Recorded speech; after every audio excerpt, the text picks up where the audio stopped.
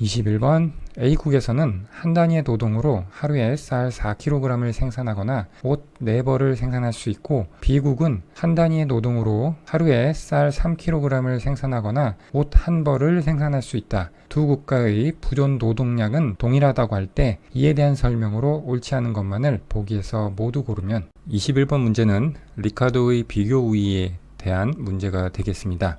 문제에서 한 단위 노동으로 생산할 수 있는 쌀과 옷에 대한 내용으로 제시가 되어 있습니다. 각국의 노동 생산성이 주어진 것으로 보면 되겠고요. A국 같은 경우에 한 단위 노동으로 쌀은 4kg, 옷은 4벌을 생산할 수 있습니다. 그리고 B국은 쌀은 3kg, 옷은 1벌을 생산할 수 있습니다. 쌀과 옷 모두 A국이 B국보다 노동 생산성이 더 크다는 것을 알 수가 있습니다. 즉, 쌀도 A국이 B국보다 1kg 더 많이 생산할 수 있고요. 옷 같은 경우에는 3벌이나 더 많이 생산할 수 있습니다. 그래서 A국은 쌀과 옷 생산에 절대 우위를 가지고 있습니다. 맞는 보기고요. 니은은 비교 우위에 대한 것인데, 비교 우위는 쌀 또는 옷 기준으로 해서 생산의 기회비용을 구해서 기회비용이 더 작은 재화가 비교 우위를 갖는 재화가 되겠습니다. 먼저 쌀 1kg 생산의 기회비용을 보면 A국 같은 경우에는 한 단위 노동으로 쌀 4kg을 생산하거나 옷 4벌을 생산할 수 있으니까 쌀 1kg 생산하기 위해서 옷 1벌을 포기해야 됩니다. 그래서 쌀 1kg 생산의 기회비용은 옷 1벌이 되고요. 이것은 옷 4벌 나누기 쌀 4kg으로 계산하면 되겠습니다. B국 같은 경우에는 옷 1벌 나누기 쌀 3kg 해서 쌀 1kg 생산의 기회비용은 옷 3분의 1벌이 되겠습니다. 동일한 방식으로 옷 1벌 생산의 기회비용도 구하시면 되겠습니다. A국을 예를 들어서 보면 쌀 4kg 나누기 옷 4벌 이렇게 계산을 하면 되겠습니다. 그래서 쌀을 기준으로 계산하든 옷을 기준으로 계산하든 둘 중에 하나를 선택해서 계산을 했을 때 더 작은 기회비용으로 어떤 재화를 생산하는 국가가 있을 때 그 국가가 그 재화에 대해서 비교 우위를 갖게 되겠습니다. 지금 쌀을 기준으로 보면 B국이 A국보다 더 작은 비용으로 쌀을 생산할 수 있음을 알 수 있습니다. 그래서 B국이 쌀 생산에 비교 우위를 가지고 있고요. A국은 반대로 옷 생산에 비교 우위를 가지고 있습니다. 이것은 옷 1벌 생산 기회비용으로 봐도 A국이 더 적은 쌀을 포기해서 옷을 만들고 있다는 것을 알 수가 있죠. 그래서 리카도의 비교 우위에 따르면 각국은 서로 비교 우위가 있는 재화 생산에 특화해서 그 재화를 상대국에 수출하게 됩니다. 즉, A국은 옷을 수출하고 B국은 쌀을 수출하게 됩니다. 지금까지 설명한 것을 가지고 보기에 적용을 해보면 니은에서 A국이 쌀, B국은 옷의 비교 우위라고 했는데 거꾸로 서술하고 있죠. 틀렸고요. 디귿에서 A국의 쌀 1kg 생산의 기회비용은 옷 1벌이 맞죠. 리을 두 국가 사이에 교역이 발생하면 A국이 쌀과 옷 모두를 B국에 수출한다. 비교 우위 이론에 따라서 각국은 비교 우위에 있는 재화를 수출하게 됩니다. 그래서 A국은 옷을 수출하고 B국은 쌀을 수출하게 되겠죠. 그런데 여기는 A국이 모두 수출한다고 되어 있으니까 틀렸고요. 그 다음 미음은 A국과 B국 모두 교육을 통해 이득을 얻을 수 있는지를 묻고 있는데, 예를 들어서 쌀 1kg과 옷 2분의 1벌을 교환한다고 해보겠습니다. 이것은 쌀 1kg 생산의 기회비용에 해당하는 옷 1벌과 3분의 1벌의 사이에 있는 값을 임의로 선택한 것입니다. 이때 A국은 옷을 수출하게 되는데 옷을 2분의 1벌 수출하고 쌀 1kg을 갖게 되고요. 그리고 B국은 쌀을 1kg 수출하고 옷을 2분의 1벌 갖게 됩니다. 이때 각국의 교육을 통해서 어떤 결과를 얻는지를 보면 A국은 옷 1벌의 기회비용이 쌀 1kg이었는데 옷을 2분의 1벌 수출하면 쌀을 최소한 2분의 1kg은 받아야 됩니다. 그런데 쌀 1kg을 갖게 되죠. 그래서 2분의 1kg을 더 얻게 되니까 쌀 2분의 1kg이 교육을 통해서 얻는 이득이 되고요. B국 같은 경우에는 쌀 1kg 생산의 기회비용이 옷 3분의 1벌인데 옷을 2분의 1벌 갖게 되죠. 그래서 옷을 쌀 1kg의 기회비용 3분의 1벌보다 6분의 1벌을 더 얻게 되니까 이만큼이 교육으로부터 얻는 이득이 되겠습니다. 이 6분의 1은 2분의 1에서 3분의 1을 빼면 나오는 값이죠. 그래서 교육을 통해서 A국과 B국 모두 이득을 얻게 됩니다. 미음은 맞는 보기고요. 문제에서 옳지 않은 것만을 고르라고 했으니까 니은, 리을이 옳지 않으니까 답은 2번이 되겠습니다. 22번 리카도의 등가 정리가 성립한다고 가정하자. 이 경우 정부가 국채를 발행하여 조세 부담을 경감시킬 때 나타나는 결과로 옳은 것은? 22번 문제는 리카도의 등가 정리 또는 대등 정리에 관한 문제입니다. 리카도의 등가 정리라고 하는 것은 정부 지출의 규모가 일정할 경우 정부 지출의 재원을 마련을 할 때 조세로 충당하는 경우나 부채, 즉 국채 발행으로 충당하는 경우의 경제적 효과가 동등하다는 것을 의미합니다. 리카도 등가 정리의 가정은 다음과 같습니다. 첫 번째로 완전자본 시장을 가정합니다. 저축과 차입이 자유롭고 저축 이자율과 차입 이자율이 동일합니다. 두 번째는 경제활동 인구 증가율이 0%입니다. 세 번째는 합리적이고 미래지향적인 소비자를 가정합니다. 네 번째는 정부 지출 수준이 일정함을 가정하고 있습니다. 이러한 가정하에서 아래의 정부와 소비자의 예산제약을 가지고 리카도 등가 정리를 간단히 설명해 보겠습니다. 1기와 2기가 있는 2기간 모형을 가정을 했고요. 정부 입장에서 1기의 정부 지출과 2기의 정부 지출을 하는데 재원은 1기와 2기에 걷는 조세로 충당을 합니다. 그리고 1기로 현재가치 해주기 위해서 2기의 값들은 1 플러스 실질이자율로 할인을 해줬습니다. 그 다음 소비자 예산 제약을 보면 소비자는 1기와 2기에 소비를 하게 되는데 그것은 1기의 가처분 소득과 2기의 가처분 소득을 재원으로 합니다. 이렇게 정부와 소비자 예산 제약이 있다고 할 때 만약 1기에 정부가 조세를 줄이고 부채를 발행해서 정부 지출의 재원을 조달했다고 해보겠습니다. 그러면 소비자 입장에서도 1기의 조세가 감소하니까 1기의 가처분 소득이 증가하겠죠. 그런데 이 부채의 발행은 정부 입장에서는 이자율만큼 늘어난 원리금을 소비자에게 갚아야 됩니다. 그러기 위해서 이 양만큼 국채의 원리금을 갚기 위해서 추가적으로 조세를 거둬야 됩니다. 즉, 이 크기만큼 2기의 조세를 더 거둬야 됩니다. 이것은 네 번째 가정, 정부의 지출 수준이 일정하다는 가정 때문에 1기의 조세를 줄이면 국채 크기에 1 플러스 R을 곱한 만큼 2기의 조세를 늘려야 이 식이 성립하게 됩니다. 이러한 사실을 알고 있는 합리적이고 미래지향적인 소비자들은 1기의 조세의 감소가 1기의 가처분 소득의 증가를 가져오지만 2기의 조세 증가로 나타날 것이라는 것을 예상하게 됩니다. 그렇기 때문에 1기 가처분 소득이 증가했다고 해서 1기의 소비를 증가시키는 대신 2기의 조세 부담 증가에 대비하기 위해 저축을 증가시키게 됩니다. 그래서 소비자는 결과적으로 1기와 2기의 소비를 변화시키지 않습니다. 즉, 정부가 1기 조세를 감소시켰다고 해서 소비자의 소비가 변동하는 것이 아니기 때문에 총수요에 영향은 없게 됩니다. 보기를 보면 1번 자원 배분에 영향이 없다. 이게 답이죠. 그 다음 보기 2번과 3번은 이자율의 방향에 대한 이야기인데 이자율은 대부자금 시장에서 결정이 나는데 지금 정부가 1기 조세를 줄임으로써 1기의 정부 저축이 감소하게 됩니다. 그런데 그 정부 저축 감소분만큼 소비자가 2기 조세 증가에 대비해서 저축을 늘리기 때문에 경제의 총 저축량은 변함이 없습니다. 따라서 이자율은 불변이 되고요. 그래서 2번, 3번은 다 틀린 보기가 되겠습니다. 4번 총수요는 변함이 없다고 그랬고 통화량은 관계가 없습니다. 따라서 22번 문제 답은 1번이 되겠습니다. 23번 어떤 복점 시장의 수요 함수와 두 기업의 비용 함수가 아래와 같이 주어진다고 하자. 다음 중 이 시장에서 꾸르노 복점의 내시 균형에 대한 설명으로 옳은 것은?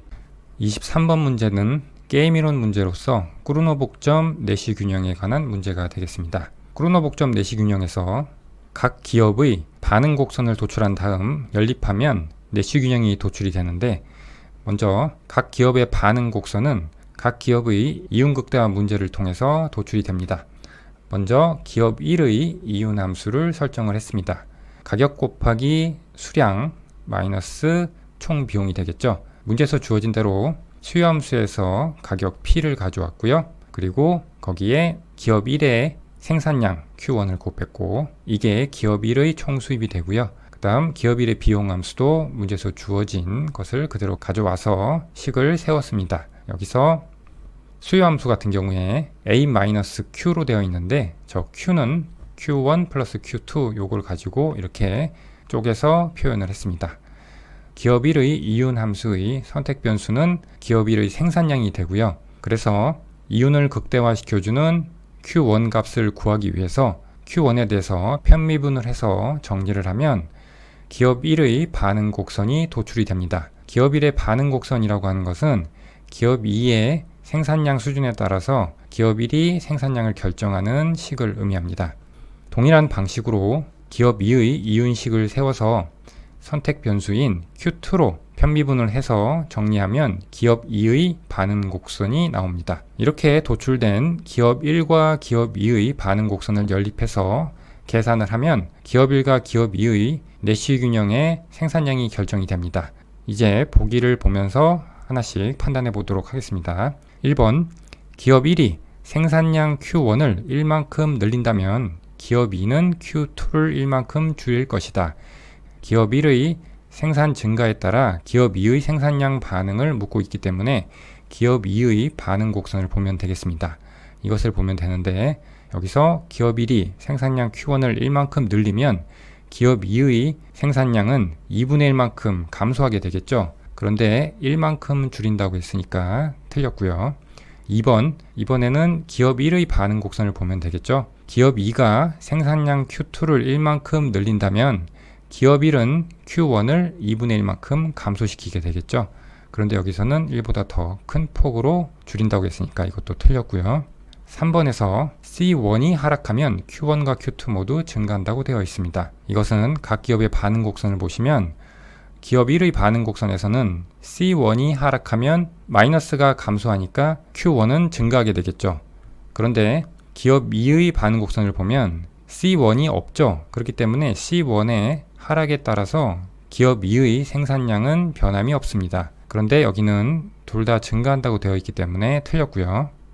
그 다음 4번과 5번은 내시 균형에 대해서 묻고 있기 때문에 기업 1과 기업 2의 반응 곡선을 연립한 이 식을 가지고 판단하면 되겠습니다. 4번에서 내시 균형을 만족하는 Q1, Q2의 조합은 2개가 아니라 1개만 나오죠. 5번 내시 균형에서 Q1이 Q2보다 크게 된다. 기업 1과 기업 2의 내시 균형에서의 생산량을 보면 지금 분모는 동일하게 3으로 똑같고 분자가 다른 점이 여기는 C1을 2배를 해서 빼고 있고 C2를 더하고 있는데 기업 2는 C2의 2배를 빼고 C1을 더하고 있습니다. 문제에서 C1이 C2보다 더 작다고 되어 있으니까 더 작은 C1을 2배에서 빼는 기업 1의 생산량이 기업 2의 생산량보다 더 크게 되죠. 그래서 5번이 맞는 보기가 되겠습니다.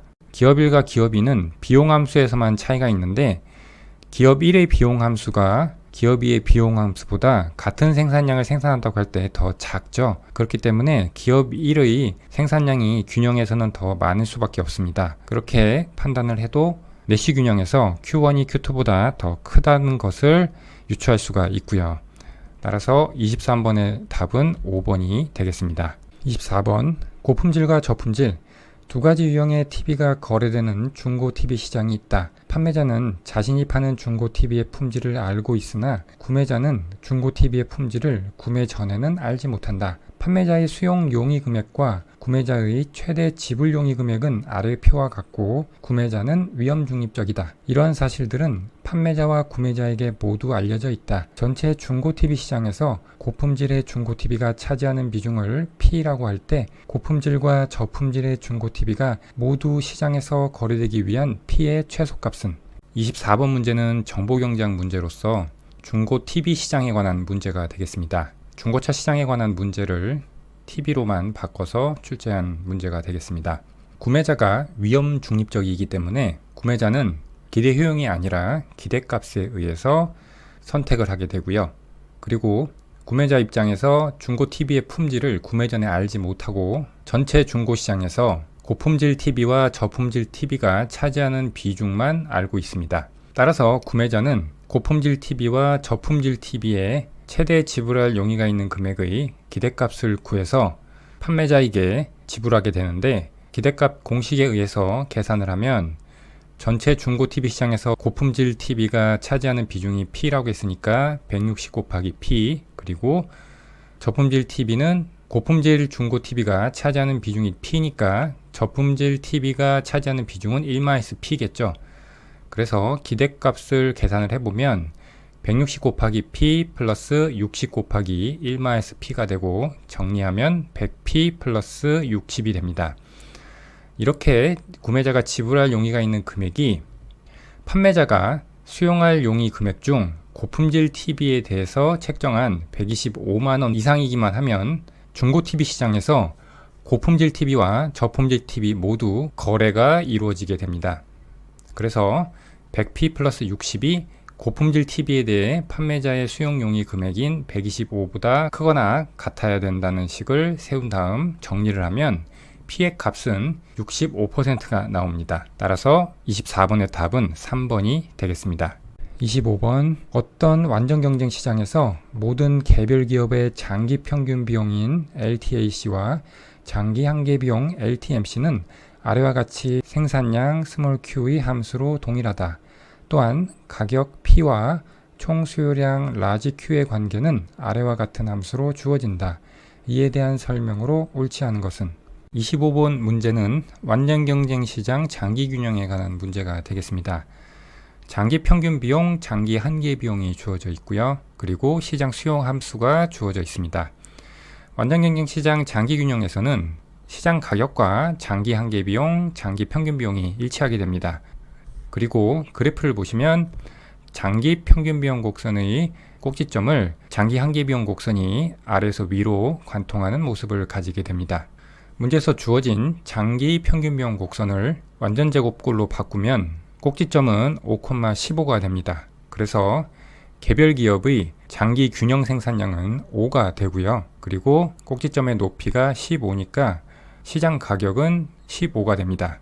장기 한계 비용은 우리가 구한 이 5를 대입을 해서 계산을 하면 장기 한계 비용 역시 15가 됨을 알 수가 있고, 이것은 그래프상에서 장기 평균 비용 곡선의 최저점, 즉 꼭지점과 장기 한계 비용 곡선이 만나는 점이 장기 균형점이라는 것을 확인할 수가 있습니다. 그래서 장기 균형에서는 개별 기업은 5단위만큼 생산을 하게 되고요. 시장 가격은 15가 됩니다. 그래서 15를 시장 수요 함수에 대입을 해서 정리를 하면 완전 경쟁 시장의 장기 균형 생산량이 100으로 도출이 됩니다. 이 100단위의 장기 균형 생산량을 개별 기업들이 각각 5단위만큼 생산을 하니까, 그래서 장기 균형 생산량 100이 장기 균형에서의 개별 기업의 수 n 곱하기 개별 기업의 장기 균형 생산량 q, 이렇게 식을 세울 수가 있고, q가 5니까 5n이 되죠. 그러면 장기 균형에서 시장의 기업 수는 20개가 됩니다.